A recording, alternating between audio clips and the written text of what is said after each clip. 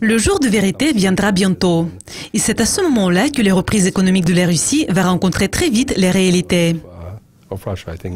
Et la réalité est que la Russie suit un modèle économique non durable.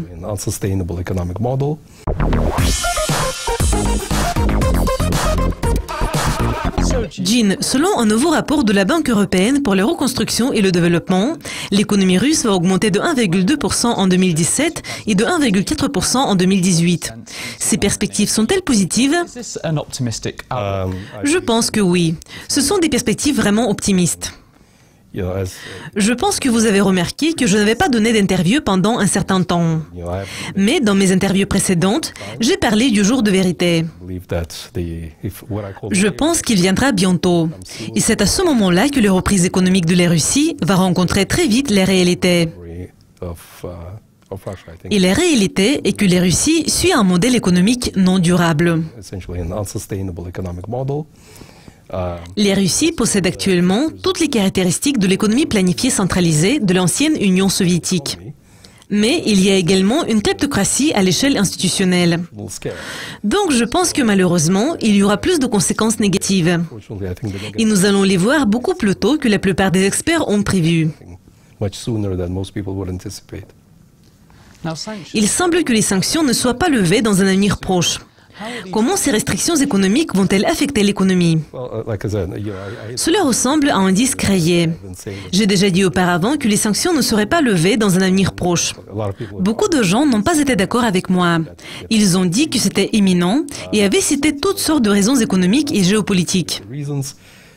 Maintenant, le point de vue que j'ai exprimé semble être officiel. Je suis également d'avis que les sanctions ne seront pas levées. L'économie ne va pas connaître une reprise.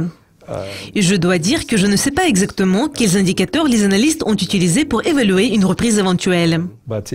Mais si vous jetez un coup d'œil aux indicateurs fondamentaux de l'économie russe, vous allez voir qu'en général, il n'y a pas d'investissement étranger, quel qu'il soit.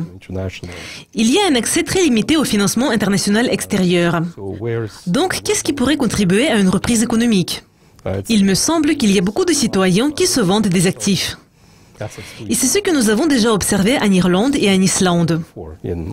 Dans ces pays, nous avons vu les mêmes symptômes. Et nous savons quels pourraient être les résultats. Ce n'est qu'une question de temps. Nous devons attendre pour voir combien de temps les Russes pourraient continuer à remettre la solution de ces problèmes économiques à plus tard. Le Premier ministre russe, Dmitry Medvedev, a déclaré que le pays avait évité une catastrophe économique. Mais dans le contexte de l'affaiblissement des prix mondiaux du pétrole, est-ce possible? En développant mon idée, je dois dire que je ne pense pas que les Russes aient évité une catastrophe. Je pense qu'elle l'a tout simplement remise à plus tard. Le pays ne génère aucun autre revenu que celui provenant de la production de produits pétrochimiques et de métaux. Et compte tenu de l'affaiblissement des prix du pétrole qui devrait se poursuivre, de toutes sortes de restrictions de production qui sont déjà mises ou vont être mises en place, de mesures protectionnistes potentielles en matière de métaux conçues par l'administration de Donald Trump, je dois dire que je n'entrevois pas de lumière au bout du tunnel. Donc, tous ces facteurs ne sont pas positifs pour l'économie russe. Et quels que soient les indicateurs utilisés par les agences, les banques centrales et le bureau des statistiques, la réalité est que s'il s'agit des hommes d'affaires du pays, personne n'investit d'argent. Et tout le monde veut retirer son argent. Donc, à mon avis, les perspectives ne sont pas optimistes pour l'économie russe. Donald Trump est devenu président des États-Unis. Avons-nous déjà vu un renforcement des liens commerciaux avec les Russies? Et sinon, pensez-vous que nous puissions l'observer dans un avenir proche? Comme tout le monde, vous suivez évidemment les nouvelles. Il semble que l'administration de Donald Trump ne respecte pas les promesses faites pendant la campagne électorale et soit complètement empêtrée dans toutes sortes d'allégations d'espionnage, de corruption, etc.